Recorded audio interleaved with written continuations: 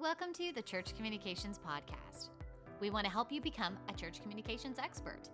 We understand it's a challenging and ever-changing role because we worked in the church too, which is why we built a community of over 30,000 church leaders that are ready to support and cheer you on.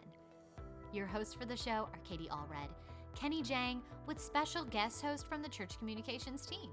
They're here to help you and equip you to better reach your community. We'll talk shop with practitioners, professionals, and communications experts about what's working, what's not, and what's next.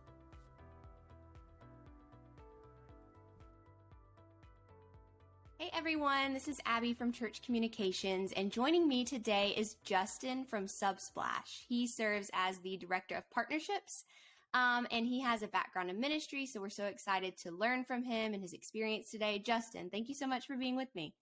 Thank you so much, Abby, and excited to be here. What an honor and what a privilege.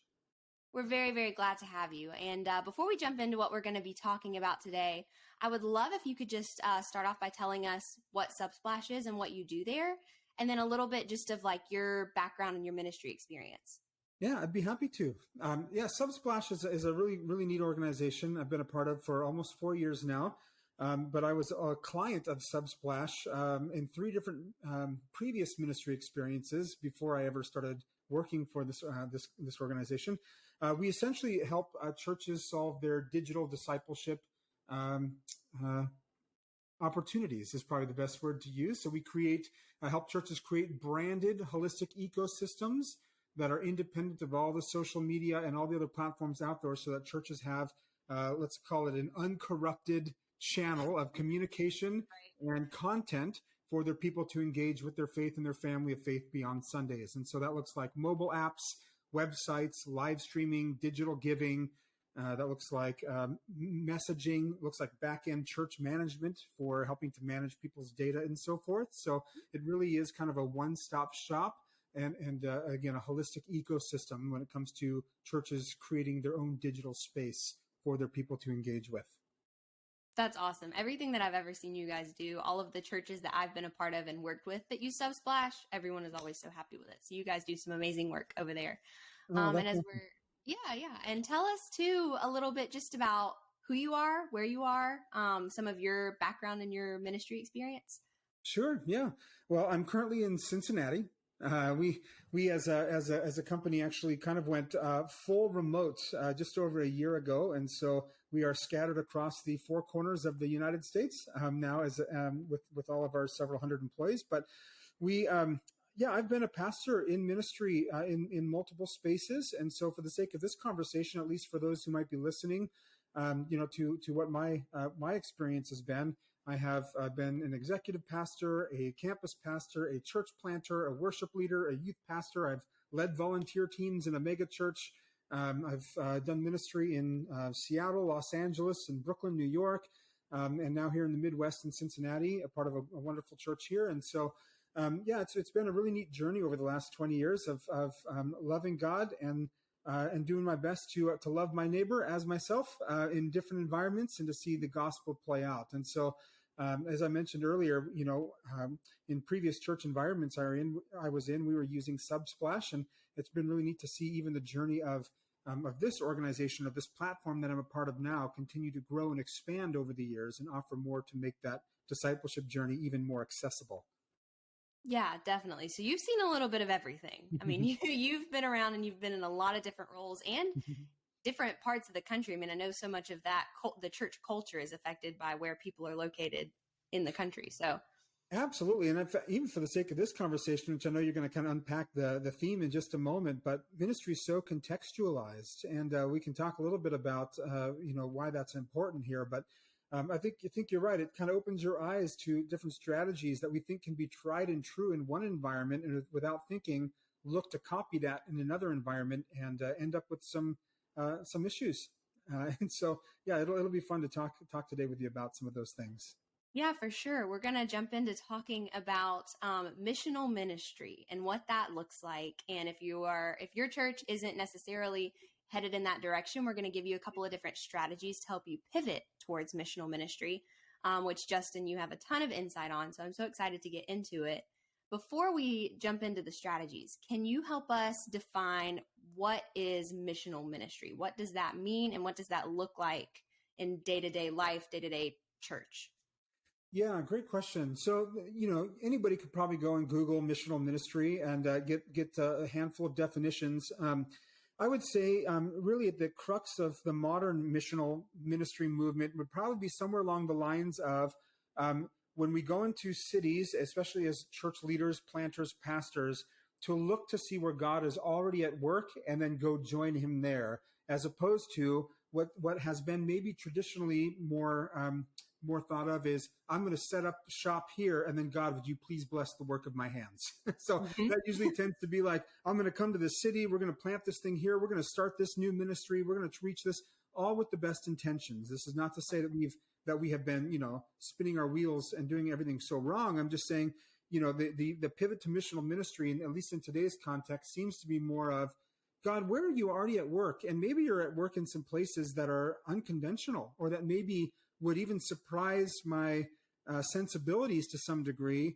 I'm going to go find to see where you've already been at work, and I'm going to go partner with an organization and or go start something in a neighborhood where you are clearly at work. I'll give you an example. My wife and I, our latest church plant endeavor in Seattle, right in the heart of Seattle, was a micro church by design. It was a missional style community, and that was what we did. We went on a neighborhood prayer walk, not like a Jericho march, which I grew up in a charismatic and kind of Pentecostal environment, so we did Jericho marches from time to time in my youth. But this was really a neighborhood walk where we went to go see, like, what would it look, Jesus, if you were walking with us in person today, where would we find you if we were out for a walk? If we were to look on the steps of an organization, where would we imagine that you would be camped out at? And so it took us, that question took us into some places that we might not have otherwise, even from our training, said, there's an organization I want to partner with. But as we prayed and saw God at work in places that weren't necessarily even religious in nature, but had been on the ground serving marginalized people for well over 50 years, we realized, oh my gosh, God, you are moving. Why do we need to recreate a wheel? Let's go partner with these people and bring the gospel in seed form to as many places as we can. And so it's just a different way of looking at cities and neighborhoods in the context today. And that kind of defines the missional movement, I would say, probably at the core. And then the second part of that would be is seeing us as disciples, really as modern day missionaries in our, when I say modern day, obviously there are missionaries today around the world, but what I mean is probably more domestic or neighborhood or parish-centered ministry. And so that we as congregation members and those that we are training as congregation members aren't just coming to be simply encouraged on a Sunday, but really equipped to send out to be missionaries in the spaces that they are called to. And so it really is a different way of thinking and a different way of looking at the environments that God has called you into. I would say that would probably define the missional movements of today. That definitely makes sense. And it's a little bit different than just, it sounds a little bit different than just going out and inviting people to church. Your goal doesn't necessarily sound like you are just going out and inviting people to come into church, but rather you're going out to them. Right, because the idea is if God is already at work in all these different spaces, whether they have a banner of Christianity or not, that means that people can encounter God everywhere, and they don't just need to come to a church building to do that. Now, the church building obviously is very important. It is the gathering that we do on Sundays is divine in nature. And yet what we're seeing is at least the conversations that I'm having with bishops and superintendents of denominations and leaders of church planting movements and large nonprofits that have been serving the church from a parachurch capacity for decades. Everyone seems to be asking the question as we're exiting the COVID season and this pandemic is what's next for the church? And what seems to be happening is while we were hungry to reimagine and reinvent over the last 2 years of what our expression of church was like, we seem to kind of be quickly moving back to what's comfortable before pandemic, which is this Sunday-centric invite. Hey, we're going to send our people out to be evangelists, but it's not just to bring the gospel, it's to get people back on Sunday morning. But the reality of that era, which I think is shifting is quite a bit, is people are in desperate need of hope today. They need ministry today. They need prayer today. They need people to intervene today. They need people that are carrying the image of God and and the hope that he has and the love that he has today. And they may not have a chance to wait until Sunday to be invited to something. They need that today. So part of what we are hoping to invite churches into is, we offer a world-class platform, but we also want people not just to use digital in a way that is meaningful, but invite people into a new way to reimagine discipleship. How are we equipping our congregations to go out and be ministers in the places that God is sending them? That is a different level, I think, to maybe what we have been traditionally used to. I think so too. And I think it's so impactful to the people that you're going to, because you're not even asking them to come and do something. You don't have to say, come to this place to get what you need. You're saying, here we are, we're coming and we're bringing it to wherever you already are. And I think that's probably so much more impactful. Yeah. Well, and by the way, isn't that what our Great Commission is in Matthew 28? It's not to come, it's to go. It's exactly. to go. It's to go into every nation and make disciples, to go into every neighborhood and make disciples, not to come to our church service on Sunday. It's to go. And I think that really is at the crux again of this missional movement is, how are we sending? There needs to be a gathering of people for sure, but there definitely needs to be an emphasis on the scattering of people and how we're equipping people in that scatter to go be representatives and to feel confident in the representation of who God is, not just from a practicing or orthopraxy perspective, but from an orthodoxy perspective as well. And so that's where all of this kind of starts tying together to really equip people for the journey ahead. Yeah, and I think you're so right that it is such a pivotal moment. It's such an opportunity with the way that COVID has changed things, because you're right. There are a lot of people who want to go back exactly to how things were. And I think some people maybe are even trying that and they're like, oh no, like this doesn't work anymore. Like you said, just because it worked in one place in the country doesn't mean it's going to work everywhere. Just because it worked during one time in history, back in 2019, some of those same strategies probably aren't working super well for people anymore. Right. Yeah, that's exactly right. So when we talk about even the missional movement, and I can even just kind of introduce maybe the first thought around pivoting to a missional style church, is what does your theology of digital discipleship look like? And that's different than just liking technology platforms or social media platforms, or not being adverse to social media platforms. Developing a theology of digital discipleship is different because it's not uncommon. In fact, I was just in a workshop that we hosted last week, and we're doing this series of workshops across the country called Beyond Sunday, and helping churches reach beyond Sunday. And some of it is motivated by this missional thinking, but it really is to help people understand, our pastors understand, where their people are actually connecting with on a daily basis. And we can hit some statistics in just a moment. But today, we're not adverse to technology as the church. In fact, you can find many people posting their Sunday sermon on YouTube, or lots of churches have Instagram accounts. But what's happening is it seems like most churches are just almost like shotgunning their content out to as many platforms as possible, hoping that somebody will connect with the same kind of content. The problem with that kind of strategy is it's very exhausting. I mean, next year, TikTok is really big right now. Not every church knows how to utilize that. Maybe you don't even want to be on TikTok. That's fine. But next year, there's going to be some new version of TikTok. And so every year when something new comes out, if it's just about, there's one more place that we have to post to, and I need one platform that can do it all, that's going to be really tough, because these platforms serve different purposes in people's lives, and the same kind of static content, although it's meaningful to us who created it and released it, doesn't resonate with people in the same way. And so each of these platforms has their own ecosystem. And so we shotgun this stuff out, hoping it's going to resonate with people. And that's not the same thing as having a well thought through digital discipleship strategy, which is the goal, not just to get content to people, but to invite them into belonging, to invite them into faith, to invite them into ongoing rhythms of faith-filled community.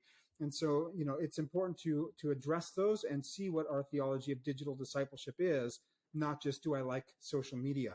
Those are two different things to address, I think. I think so too. And I think the TikTok example is a great one. And I think sometimes, like, I have noticed, and it's not just churches who do this, I think some brands, like major brands, or even, smaller ones, do this as well, where they just start putting stuff out everywhere. And I've at times like seen things on TikTok, and I'm like, it's so clear to me that you didn't create this with TikTok in mind, or like thinking about how people were going to engage with it. You just wanted to throw it to another place. And I feel like that's even more hurtful than helpful, because then you just seem a little less careless, a little less intentional. And it just, I think that kind of does more harm than it does good. Isn't, you said just getting it in front of people isn't always the best approach. Yeah, agreed. And I think that's why a digital discipleship theology is important. And I'll just keep using that terminology for a moment. And here's why. Yes, we are to go. A Great Commission is to go and make disciples. But today, where the easiest place to go is to the palm of people's hands, where statistically people are spending 5 to 6 hours a day inside of mobile app environments. 89% of all media consumed today is in the palm of somebody's hand through a mobile app. If we are refusing to create these dedicated spaces for people to connect meaningfully with their faith and with their family of faith, we are giving up the battle to really, really great organizations. And I say great in terms of their influence and their success, but not great in terms of where they're trying to spiritually take people or form people, which is Netflix, YouTube, Facebook. These are Disney Plus have done a great job discipling our people. And here's why. Think about this for a moment. People have, you and I, Abby, have 168 hours in our week. That's how much, and then that's how many hours that we have per week in our personal lives. Maybe 50 or 60 of those, hopefully I'm sleeping for at least 50 or 60 of those hours, getting enough sleep. That means roughly I've got about 100, 110 waking hours every single week. Historically, and when I say historically, I mean the last couple, 100 years, we have spent as the church 90% of our weekly resources to serve 3% of somebody's waking hours on a Sunday. And then we give the rest of those 100 plus waking hours over to Disney Plus, YouTube, Facebook, and Netflix, and so forth, who have done, again, a wonderful job discipling people because they have understood and have built platforms and solutions and have offered content to people right where they're at, which is the palm of their hand. The gospel should have not just every right, but should have the urgency to be there in those spaces as well. And that's what Subsplash helps churches to do. So part of it is having a theology of digital discipleship. The other component of that, though, is having a platform that will go toe-to-toe with some of those other platforms that are out there, because what they have done is they've invested millions of dollars into creating experiences that are intuitive, that are seamless, that are beautifully delivered, that are easy to use, that look nice. The user interface these are breathtaking for a lot of these platforms. If you're going to go toe-to-toe by at least starting to offer something in the digital space, you want to have something that can compete, if you will. And that's what Subsplash has produced. Our mission statement is to glorify God and proclaim Jesus as Lord. And that's what drives the building of everything that we build on our platform to make this accessible for churches. And so with the breadth of what we offer, we make this really easy to deliver something to their congregations, and also to update it and maintain it, where they don't have to start to piecemeal or duct tape 9 different platforms together to serve that purpose. You can run it all through one centralized dashboard, and it just goes to everything that they're already trying to do anyway. So it's a pretty neat way to help churches at least start to take the approach and to start to solve the problem of digital discipleship and what that theology looks like. The platform goes a long way in even helping to shape what's possible. Definitely. And I think that is so important, because you're right. You sort of have to match the expectations that people have. You can't expect them to expect less just because it's, they're receiving content from a church as opposed to Netflix or YouTube or any of those other bigger ones. Yep. I'm curious if someone who is listening to this is thinking like, okay, I'm interested in maybe sort of like auditing my theology of our digital discipleship strategy, or maybe they want to start a conversation with their pastor, with their creative team, or with whoever. What is a good first step to sort of redefining, or maybe even defining for the first time, some of these things and pivoting over towards a more missional mindset? Yeah, that's a great question. Well, the first is I would just take an audit of all the different platforms that you're currently using. As well, you may be spending time in places that aren't yielding as much, but you think that you have to have it. Like, I'm talking to some large churches right now that are right on the brink of canceling their Instagram accounts because they thought it was mandatory to have one, but the amount of time they're spending on actually using it, they can't actually track if people are engaging with it. So again, The new metric I think that churches are having to wrestle with is that attendance is being replaced by engagement. And so it's not enough just to know if people have connected or have attended your Sunday service. Those numbers have dropped dramatically for many churches across the U.S. and in the Western context at large. Really, it is, are people engaging?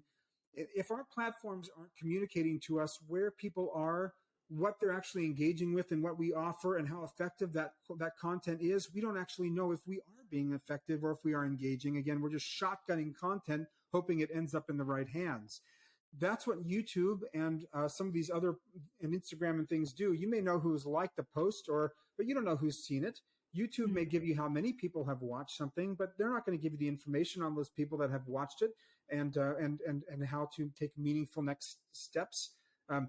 There's a difference between offering something that will be for exposure. YouTube is great for exposure, but it's not great for an ongoing, meaningful discipleship experience. If you look at the way things are moving now, most organizations are funneling all of their content through a singular branded experience that is devoid of the advertisement and clutter of other organizations. And so, there's a really eye-opening poll that was done by a group called Statista, which is a pretty reputable analytics and data analysis firm. And in October of 2020, so this is a year and a half ago, their reporting suggested that almost just over 45% of Facebook's audience was seriously considering giving up on Facebook. So think about that. Nearly half of Facebook users were like, I'm done, or I'm close to being done. That's crazy. So I'm sure that number is only has increased. And part of that is because a lot of organizations have picked up their own branding channels. So when you go to, let's say, Disney Plus, they're not advertising anything that's outside of Disney. They are crafting and curating experiences that purely promote their brand or their discipleship message, if you want to call it that. And again, Disney makes many great Mickey Mouse disciples. That's what they do. People know everything about the brand. They're very good at it. And so again, what Subsplash helps to do is you're doing an audit of even the tools that you're using. That's the first thing I would do. Then secondly, once you figured out what you're using and what the effectiveness of those are, then focus in on a couple. The two that I would really take a look at, and that's not just because Subsplash offers these parts of the platform. We offer them because they're effective. Look at your website, and if you haven't visited your website in a while, go check that out, because we often send as pastors people to our websites, but we haven't been to our website in a while, so we don't actually know what we're sending people to. How easy is it for people to navigate? Websites have changed over the last few years the purpose that they serve.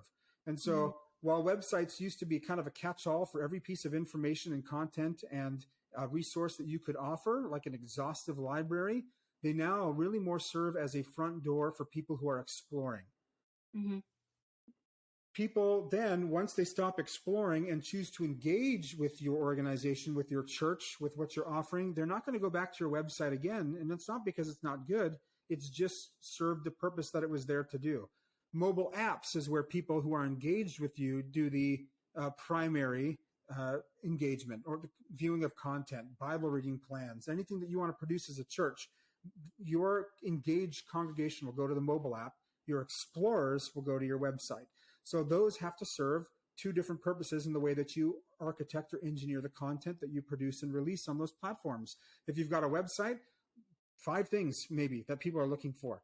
That would be, how do they find you in person if they want to attend? Service times, address, things like that. Is there a sermon they can watch online or some kind of media series they can see on your website? Don't send them out to YouTube. You're going to lose them. Those ecosystems that are designed for distraction. So you want to have something that isn't full of clutter and confusion and chaos with different messaging coming across. So again, we host our own media and built the own player on our platform, so we can give you dedicated content that is built for the gospel delivery.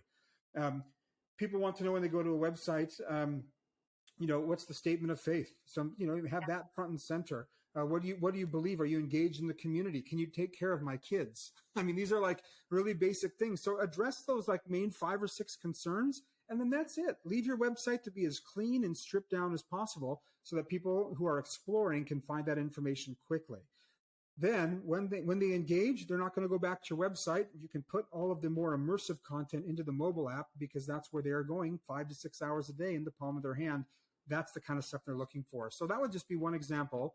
And again, we have many that we could help coach churches through as they're looking to not just assess what they're using, but actually start to architect a strategy to engaging their people well. I think you're hitting on, the overall theme of, I feel like everything you just talked about is making it easy for people, right? Like eliminating the clutter, eliminating the distractions, making it easy for them to access, because everything else that we can access in our phones is very easy to access. And that's the expectation, right? Yep. I'm curious, you mentioned earlier, and I want to come back around to it. You talked about inviting people into belonging and how that looks. And sort of as you're talking through this journey of going to the website, maybe visiting the church, getting engaged in the app, how does that relate to this entire idea of belonging to something? Yeah, that's great. People want to know, so the basic cry of humanity is to be seen, to be heard, to be known, and after all those things are done, to still be loved. Just in spite of what people might have found out about them in the knowing process, or heard what they had to say, or saw who they were. People, once those questions are answered, people want to know to be loved. To do that, we have to get into the weeds with people. So, the first thing I would say is interesting. And, I look back over seasons of ministry that I've been involved in, and I grieve personally for the way that I conducted myself. And here's what I mean. For years, I think I look back and I have, like many of my friends that have said the same thing, distilled the great commandment that we are given in a couple of spots, but I'll use Mark chapter 12 in this conversation, to love God and love people. So when Jesus is asked, what is the greatest commandment? And Jesus says the first is he says, "Hear, O Israel, the Lord our God is one." That's an interesting conversation for another day, maybe, of why he would lead with that. And of course, he's quoting Deuteronomy. But he is to love the Lord your God is the first one. And the second one, though, is to love your neighbor. And so that's different than loving God and loving people. So I, as a pastor, over the years have looked back and I have said, and with all of the deepest convictions, that I have loved people because I preached on a Sunday, or I stood outside the door of our church and shook hands, or I was committed to showing up and creating Sunday experiences for people, or I organized outreaches to our outreach events to our city, but I didn't know my neighbor. I look back and I would live right next to somebody who didn't even know that I was a pastor. That's shame on me. And I can love people as a group. In fact, if there's a national disaster or some international tragedy, I can give $50 to Red Cross, who is taking donations digitally, by the way. So if you're not taking digital donations, that's another thing you should do, and our platform does that. But I can give $50 to Red Cross and say, or at least feel like I have loved people. I love the idea of serving people, but I don't know their name. I don't know their story. I don't know what their life is like. Hebrews 13 says something really interesting where it says, it's basically, and I'm paraphrasing a little bit here, but basically for those who are in these kind of families of faith, listen to your leaders, for they know the state of your soul. That's an interesting thing. I don't know, as a pastor, if I've known the state of all of our congregation or parishioner soul. And so I would make asks of them to come along on this journey, but I don't actually know personally what they're going through. Right. I think if we're going to invite people into belonging, our missional mentality needs to be that we are actively going after not just the names of people and the data of people, but actually discovering their journey and their life and leaning in spite of that. The thing about having a missionary mentality, for many missionaries that I know that have gone out globally, they're not offended by pagan practices when they go into other countries. They're not offended by things that are anti-gospel because they expect it. They're going to places that haven't heard the good news. In fact, many people are grateful when they're invited to a pagan ceremony or invited into somebody's house for dinner that could be honoring the dead or whatever stuff that we encounter. They're grateful. Why? Because they've made a connection with somebody and they're going to step into that environment. And that's what the gospel at its best does. It just plants seeds in the lives of people We get to know their name. Eventually, it envelops and takes over and transforms somebody. But missionaries are excited about the day of small beginnings. If we don't see ourselves as modern day missionaries, we're going to get offended at the culture for doing certain things in our country today because at one time they held similar values that we hold, or they said that they held similar values. Our culture has moved on. Okay, yeah. So we can either lament that, and we should, but we should also think about, well, then what does that look like for me to have the mentality of a missionary, not to be offended by everything my neighbor says and does, but just lean in to love them and be grateful for an invitation to dinner. I think if we can start to do that, we are positioning ourselves to invite to belong. When we think about that from a digital perspective, we need to have tools that allow us to do that. So if you're, again, just a small example, if you're just sending people to YouTube, that's not inviting people to belong. That's inviting people to view your content. But there's no way to follow up with those people in a meaningful way. There's no way to even guarantee they're going to stay on your content without being distracted by a movie trailer that's in the little square next to them on the screen. That happened to me a few weeks ago. I went into YouTube with the best of intentions, a seasoned Christian, if you can imagine that. We got distracted by a movie preview that was in the corner. I clicked off the message I was watching because that looked really interesting to me in the moment. And I was a victim of the incredible strategies of YouTube. And if it can happen to you. Oh my gosh, it happens to all of us. And so again, we need dedicated, distraction-free, chaos-free environments to bring people on a discipleship journey. That's part of inviting people into belonging, is respecting their time and giving them things in a way that invite them to connect to the pastor, not just through an email, but we have messaging through our mobile apps and through our websites that people can do real-time chat with folks. And there's lots of ways to actually track somebody's journey and get to know what they're doing. But that speaks into a little bit about that inviting into belonging. I think that's so important. And I love that you touched on that it's so hard to get anything done without that initial connection, that initial connection with someone, despite the cultural differences, the differences in belief system, that connection, that initial invitation to dinner or whatever that might look like, opens so many more opportunities than if you expect people to come to where you are and agree with what you think so that you can, then invite them to church or ask them to come. You're not going to get them as easily. They're not going to be as readily available to you or as open to you. And so I feel like that changes so much of how we would do outreach. What would our outreach programs look like? How would our churches do, how would they interact in the community or in the neighborhood? I mean, what kind of difference would that make for a church?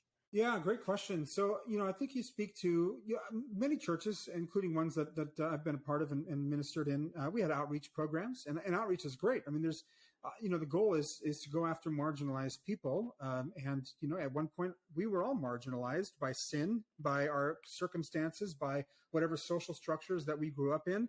And I'm glad somebody ran after me when I was young. I'm grateful for that. So we return that favor, if you will. That's part of our missional compulsion as disciples.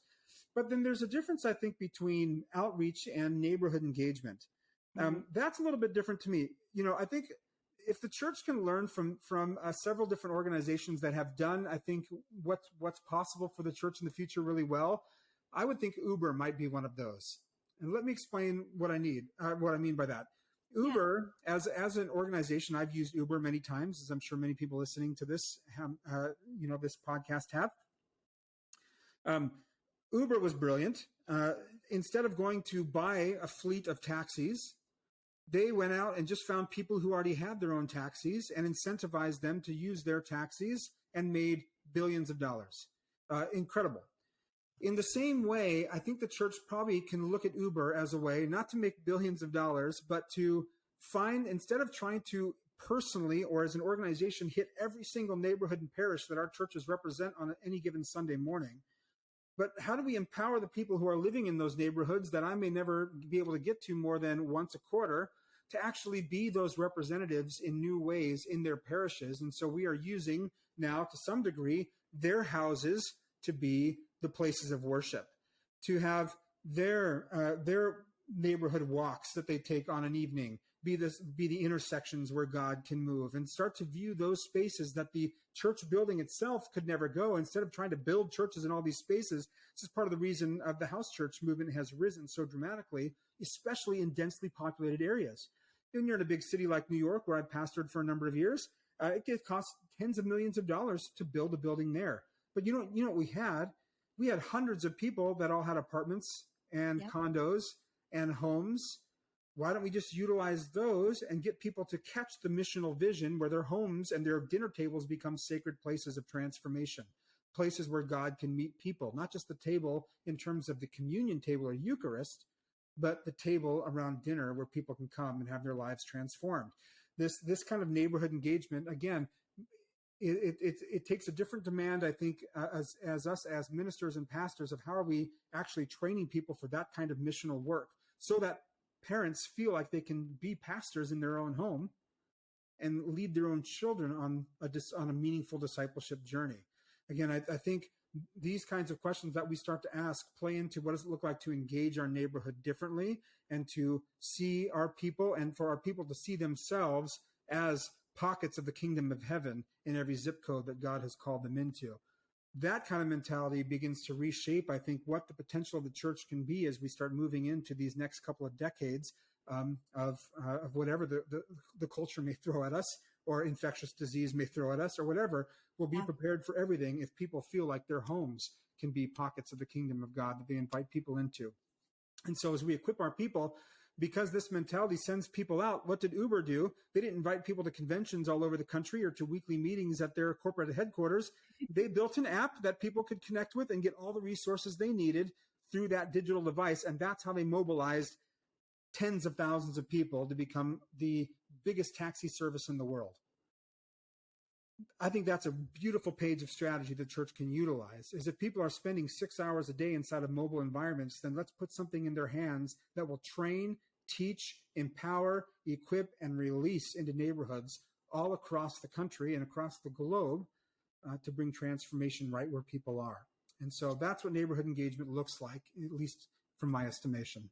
Yeah, absolutely. And I think like you said, it makes it easier to reach people in your neighborhood, but I think it makes it harder for us as Christians to have that separation between this is what I do on Sunday and this is what I do the rest of the week. I mean, if your perspective on your home is also the church, it makes it so much more difficult to compartmentalize things. And then I think it just pervades your entire life. And I think that ultimately changes the culture of what's going on inside the church, and you're probably going to be more effective in reaching more people. Absolutely. This Christian life is much better served in us and through us when it comes from a place of overflow and not out of forcing, out of depletion, if that makes sense. Like, I'm going to have to force something. Let me force some moment of ministry. I'm going to pray for you, neighbor, whether you want it or not.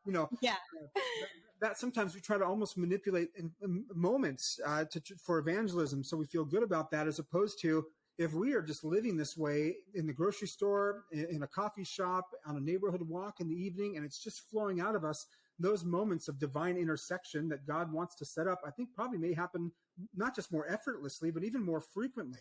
And so if that's the case, there's a great ministry called Back to the Bible. They've been doing radio ministry for 70 years in the country, a great legacy of connecting people in with Scripture. And they did a study that came out a couple of years ago that said that people who read and engage with Scripture 4 times a week or more are much more likely to have a robust spiritual experience. Or a more life of overflow when it comes to a meaningful encounters with God and with their own faith. And I would say that's true of me personally. I would guess, Abby, that's probably true of you as well. That when seasons where I've engaged with God's word more actively, well, if people aren't picking up paper Bibles, okay, we can lament that as the church, or just make sure there's a Bible in your app that people can access. Again, these are small tweaks that we can think in the way that we do this to make sure that the content people are receiving is still meaningful and coming through places that are trusted, like the local church that you lead as a pastor, that they're already entrusting their family's formation to. They're going to trust the content that you shoot out over dedicated, branded digital environments In today's day and age, these are tools that exist today, specifically on the Subsplash platform, that you can utilize as a church to make this not just engaging, but impactful, transformational, even relational, which is where the gospel is exchanged best. Absolutely. Justin, thank you so much for sharing all of this insight. I feel like this is such a perspective shift, but you've also given us a lot of very practical strategies to start this pivot towards a more missional mindset. Is there anything else that you would say, or even just a word of encouragement to anyone who's listening and is maybe thinking about opening up a conversation with their team or with their congregation even? What would you say to them? Yeah, I would venture, and think that's a great question. I would venture to say that for, maybe lead exec pastors that are listening to this, your teams are already thinking about this. Even if you may not be, bring up the conversation and don't be afraid of what the answers or solutions could look like. There are a lot of younger people who are seeing the writing on the wall, as it were, and seeing the big shift and pivot that's happening in the church well beyond COVID. This is not just COVID really just accelerated what the tension that everybody was feeling of this ministry pivot, this ministry of presence kind of pivot. And so, the nice thing about digital is it helps us to pivot to a ministry of presence model or a missional model, while the rest of our programming and our perspectives, even legacy perspectives, kind of change and catch up. And so talk to your teams and figure out what they're looking into and what excites them, and have hope. At the end of the day, the Holy Spirit is in firm control of His church. And I think in all the things that might have caused uncertainty in us at the local level in our churches, there is a much bigger picture that is being painted right now by Holy Spirit across the Western and global churches. And I really do think digital has a big part to what that looks like, especially in the fulfilling of the Great Commission. So don't be afraid of what those conversations look like. Don't be afraid to make those changes. And Subsplash is here to help. So do you mind if I just plug where they can go if there's questions? Yeah, I was going to ask, if someone's interested in connecting with you or learning more about Subsplash, what would be the best way for them to do that? Yeah, honestly, subsplash.com. So that's subsplash.com, Subsplash. On the homepage, there's a Let's Chat button that you can just tap and fill out a quick form, and one of our ministry consultants will reach out to you same day. In most cases, we really want to come alongside and equip and really hold the hand of churches through this process. And we're happy to help you no matter where you are on your digital journey of discipleship for your church. Let us help you with the next best step. And so that's what our consultants are here to do. Is not to try to sell you a package, but to really figure out what's going to be best for the season of ministry that you're in and help you find that next best step in engaging when it comes to digital discipleship. We'd love to be a part and to serve your ministry in that way. Perfect. We will be sure to include that link along with all of Justin's info as well if you have questions or if you want to learn more. Thank you so much for being with me today, Justin. This conversation was very, very, it was very enjoyable to me. I love talking about this stuff, and I can't wait to see what kinds of conversations come as a result of it. My pleasure. Thank you so much, Abby. Thanks for joining us for this episode of the Church Communications Podcast. If you want to learn more, join over 30,000 church leaders in our Facebook group at churchcommunications.com/group. If you liked today's episode, be sure to subscribe and leave a review. It's the most impactful way you can help us reach more church leaders and equip them to better communicate for the church. Finally, don't forget to check out our website at churchcommunications.com. Thanks for listening.